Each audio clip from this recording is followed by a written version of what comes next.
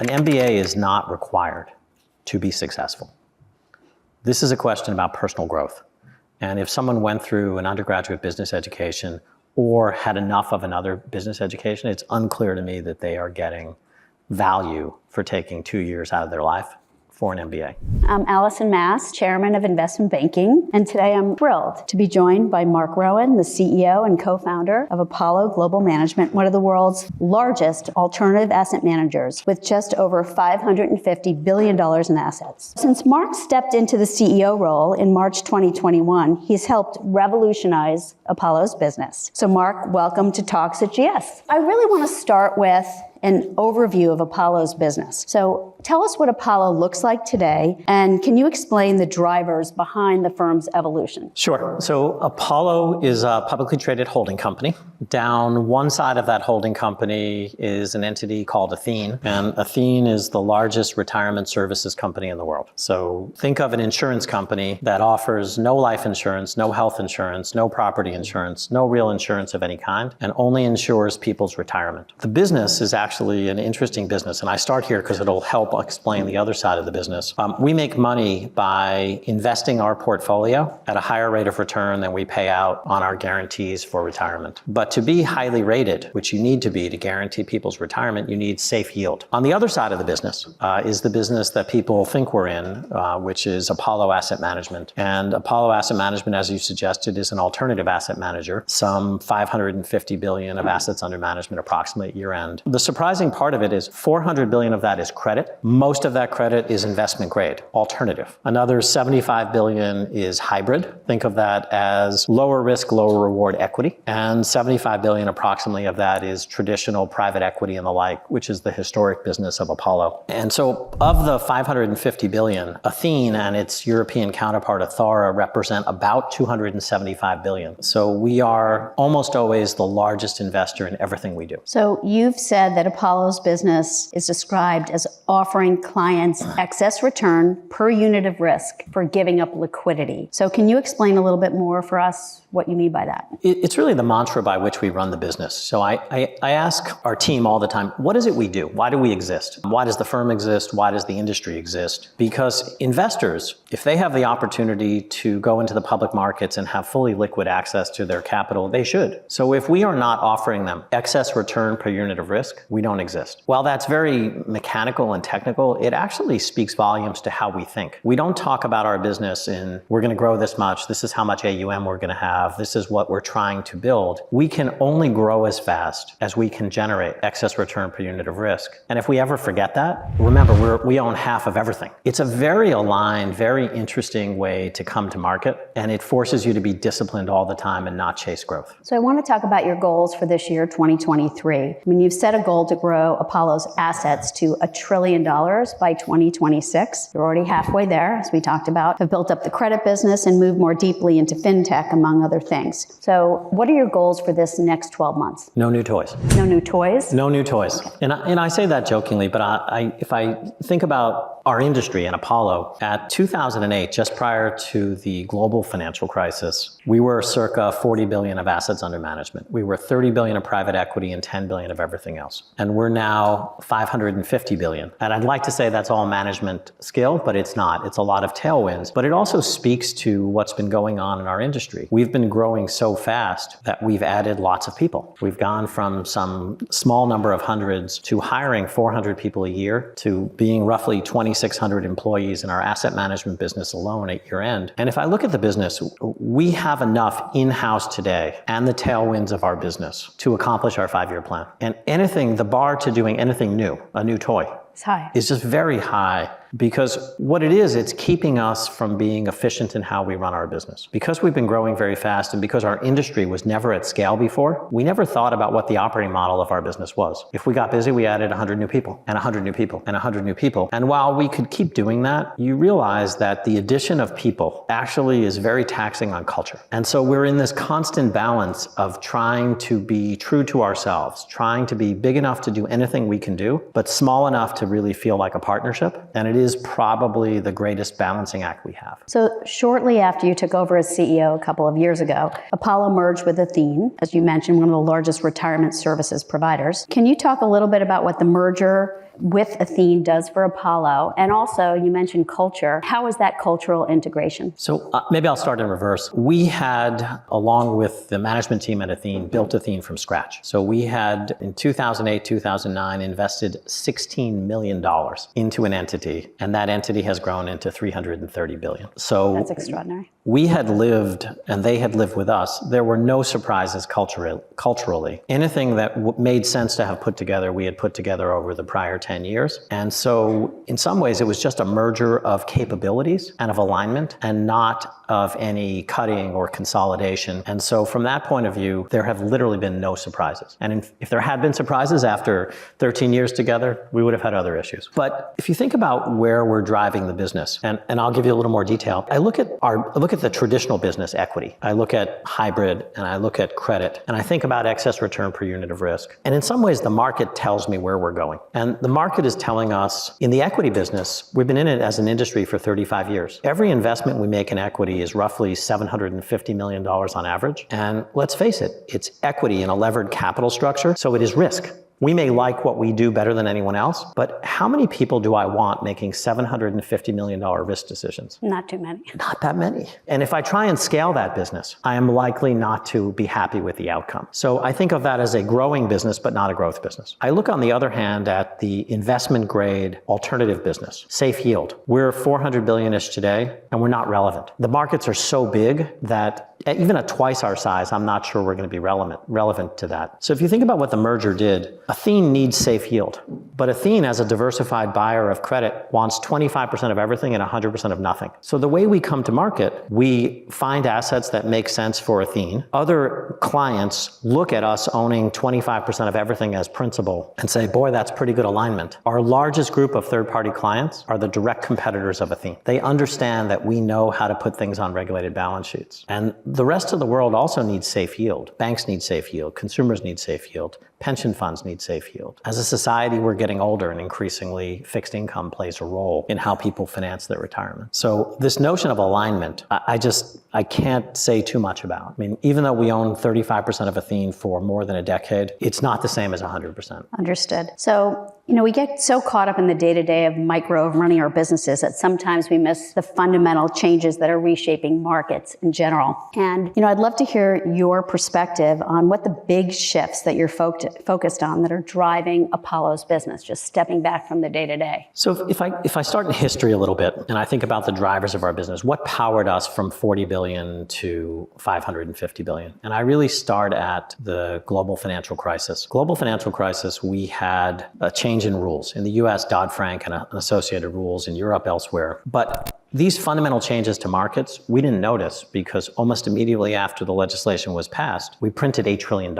And everything went up and to the right. And everything went up. Everything was liquid. Interest rates went down. And so it obscured fundamental changes to markets. And the three that I talk to clients about, one is the inherent lack of liquidity in markets, which sounds crazy given how much liquidity there's been. But if you really think about what happened, Dodd-Frank, among other things, penalized market-making capital. We have roughly the same amount of market-making capital in the world today as we did in 2008. Markets are 3 times their size. Nothing is liquid on the way down. It's only liquid on the way up. So everything that was public got less liquid. Everything that was private actually got more liquid. I don't mean they're the same today, but the band of outcomes between public and private has narrowed. The second is to look at the role of banks. Dodd-Frank was specifically addressed to reduce the impact of global money center banks. US banks today are less than 20% of debt capital to US businesses and consumers. The new bank is the investment marketplace. In many instances, through firms like ours, who package and underwrite and grade and securitize. But make no mistake, the investment marketplace is the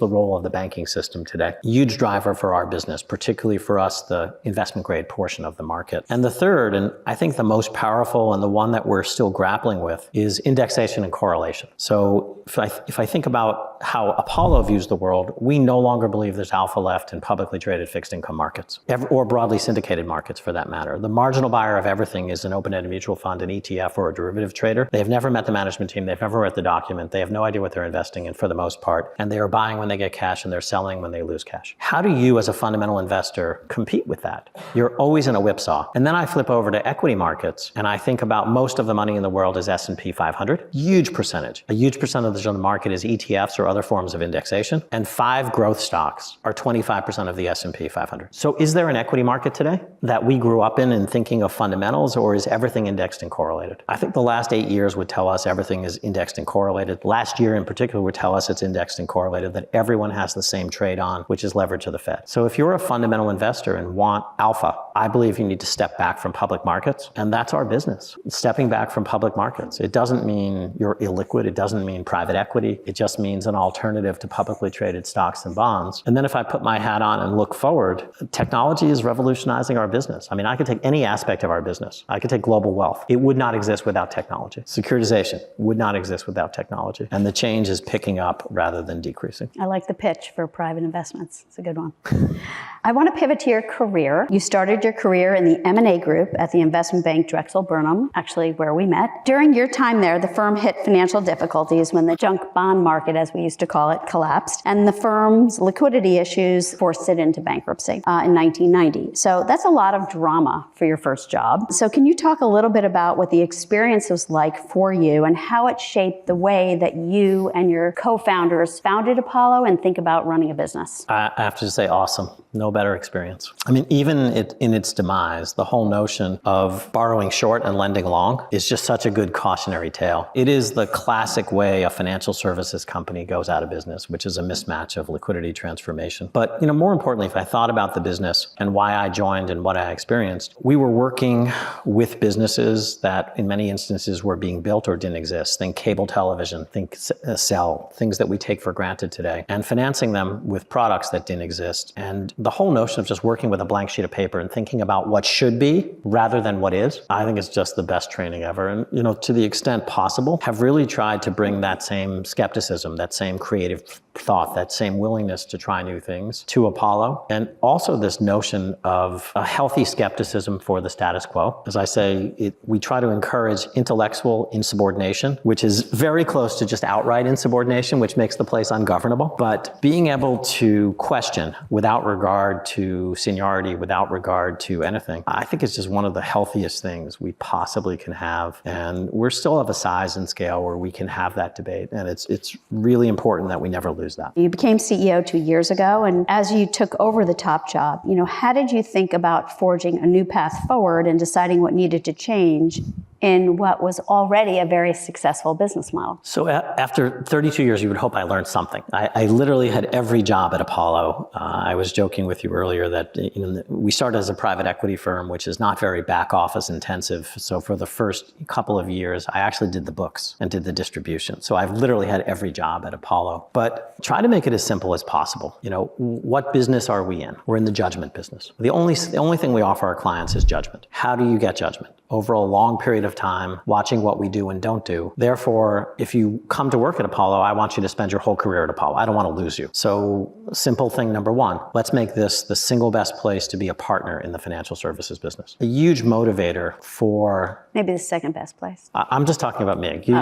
This is a competitive dynamic, but that's the goal at least. And not just how we pay, but the culture, the responsibility, how we relate to each other, our purpose. That's one guidepost, and that's a huge part of what I do and try to do. And the theory is, if the partners are happy, principals will find it worthwhile to spend their whole career there. And if principals and partners are happy and stable, mentorship for younger people will be off the charts. The second is to come back to this notion of excess return per unit of risk. Let's not think about growing AUM. Let's think about places where we can consistently earn excess return and who needs it. And thus building out the fixed income replacement or investment grade alternative business, the merger with Athene, which turbocharged that. I thought the job was to do something. I realize now the job is not to do anything. That my job is only to change the way people think. Because if I do it myself, I have to keep doing it. And if I can change the way 2,600 people think, boy, the place will function so much better than if I tried to do anything. And so I try to pick projects, assignments, things of interest, some strategic and important, some symbolic, with the sole purpose of changing the way people think. And it's a work in progress every day. You invested for 30 plus years with other CEOs in your career. And also you mentioned to me that when you got this job, you reached out to a lot of current CEOs of other companies to get advice. So what did you learn from choosing all of those CEOs and working as partners with all the CEOs in your decades of experience? And what was some of the best advice you got from current CEOs? So I look at the successful investments and I think about the places where things kind of went sideways and what was the distinguishing factor that was avoidable. Some of the things that went well or didn't go well were unavoidable, but the avoidable ones I think come down to momentum. You go into an organization and you try to get a sense in 100 different ways of whether it has momentum. If it has momentum, it overcomes every obstacle. There's nothing you can put in front of the organization that they won't find a way around or that they will view as an impediment to their success. And if the organization does not have momentum, everything that's in front of them that causes difficulty is an obstacle to success. And ultimately, the CEO is responsible for that momentum or lack thereof. And analytical people, myself first and foremost, we look at something and we look at it rationally and whether the CEO is right or wrong. And for so much of my career, that guided me. And I realized that that's just a fraction of what's important. Can the CEO create momentum in the organization? Not just are they right or wrong. All right, so let's talk a little bit about industry trends and innovation. Apollo has embraced fintech through collaborations and investments with various fintech firms. How do you expect fintech to disrupt the asset management industries in ways that the broader investing world might not appreciate at this point? I think we have to, kind of level set. There is a fintech competitor to every process in the financial services industry. You can be a record keeper, there's a competitor. You can be a lender, there's a competitor. You can be an asset manager or a loan originator. There's not a single part of the financial services banking industry that does not have a fintech competitor. That does not mean they will win, but there's a fintech competitor everywhere. And so I look at our business and I look at the two sides of the business, and we are, on the one side of our business, a financial institution. We are desperately in need of modernization in fintech, and we're in a really fortunate place. So the notion of holding ourselves out as a at-scale insurance company that is willing to make a decision on Tuesday, we've just become an amazing partner for financial entrepreneurs who are bringing technology to the business, and we are very open to change in how the business will be structured. And then I flip over to the asset management side of our business, and there's not a single process that I think will be the same in 10 years or 5 years from today. So I start with wealth management. So we have this big trend of increasing high net worth investors and mass retail investing in alternative products. In 2000, Apollo did its first high net worth product. I ran into a senior banker of a big bank at the top of a parking garage, and he said to me, "Would you be interested in offering private equity to your clients?" And I said, "Sure." 3 weeks later, we raised $600 million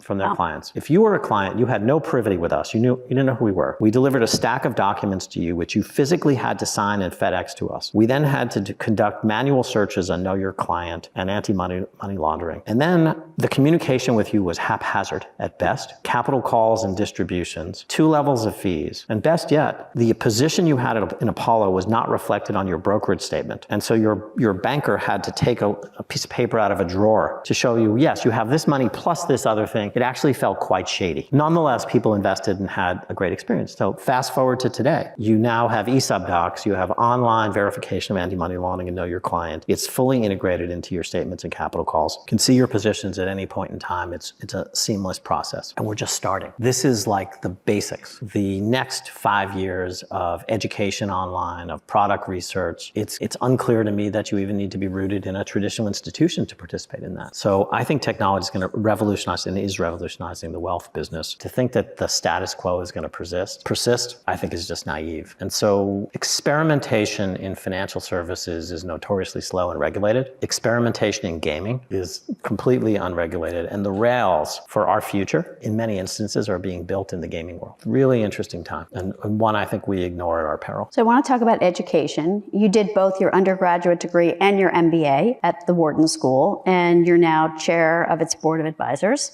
So how do you see the role of the MBA changing over time, and how should young, ambitious people think about, especially those in financial services, decide whether they should get an MBA or not? So first, just as the advertisement for the school, because I'm their chair, look, I can't help but love a place that I showed up with hair down to my shoulders and I ended up with a job. So I'm eternally grateful. And if you come to work at Apollo, and I think even here, an MBA is not required to be successful. This is a question about personal growth. And if someone went through an undergraduate business education or had enough of another business education, it's unclear to me that they are getting value for taking 2 years out of their life for an MBA. On the other hand, a pivot, there's no better place to actually have a chance to think and become connected and to be stimulated by the people around you to think about a pivot. Or if you've come from a non-traditional background where you've kind of had enough indication that you want to be in business, but you're missing fundamentals, there's no better way than really finishing out what you do. And so my experience over a long period of time is it's highly individualized. It is not in and of itself a requirement for success, but those people who've either pivoted or have come from non-business backgrounds have massively benefited and have put themselves in great positions over the long term. So I have to ask you about your hobbies. So many people dream of opening a restaurant, and you've actually done it. In fact, multiple restaurants, which is a notoriously difficult business with a culture that rivals the financial industry in terms of intensity. So how has your experience in finance affected the way you've approached your restaurant businesses? And have you learned anything from the restaurants that you've actually brought back to running Apollo? So on the last point, no. But okay. I joke, I'm an accidental restaurateur. So I actually like to build and design things. And so I renovated a historic building in the town of Sag Harbor out on Long Island. And in the main street, the first tenant was a restaurant and they went out of business. And so I didn't get rent for 6 or 9 months. Then we found a new restaurant and that second restaurant went out of business. And it took me a little over a year to realize that I was in the restaurant business. I thought I was just building a building, but I was in the restaurant business. And so I recruited a team, put a team together, and that restaurant has gone on to be very successful. And in fact, it was so crazy that I did 2 others. I have to mention you have 4 amazing children. So what are some of the lessons that you hope to pass on to them or have been passing on to them? It's very difficult to pass anything on to your children. Let's start with that. But it's both business advice as well as personal advice, and it is the best advice I ever got. I got it a little later than I would have liked, which is not to be defensive, but to be curious. It sounds so simple, but smart people, particularly people who think they know what they're doing, the moment you disagree with me, I'm so prepared to tell you why you're wrong, and often I do. If I can just train my brain, train my mouth to be quiet for 10 seconds, 30 seconds, I will learn so much more, and I will build a relationship with you, and your view of what I have to say in response will be totally different. And it's business advice, but it's actually incredible personal advice. And I wish I could say I've mastered it at this point. All I can say is I'm on an improving trend. So you're doing well. I think you're doing well. Improving trend.